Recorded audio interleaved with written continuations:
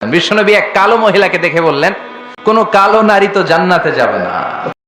মহিলা কান্না শুরু করে দিল, বলল, নবী এটা কোনো কথা হইল নাকি? জান্নাতে যাবো না কেন? কালা কি আমি হইছি নাকি? কালা আমারে বানাইছে কে? আবার ধলা আমনেরে বানাইছে কে? তিনি বানিয়েছে, তো আমার দোষ কি? ওই মহিলা কান্না শুরু করে দিয়েছেন, নবী আপনি বলেছেন 4টা কাজ করলে জান্নাতের 8টা দরজা খোলা সব নারীদের জন্য।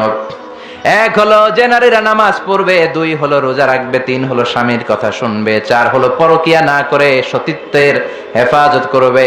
4টা কাজ করলে জান্নাতের 8টা দরজা খুলে দিবে কে?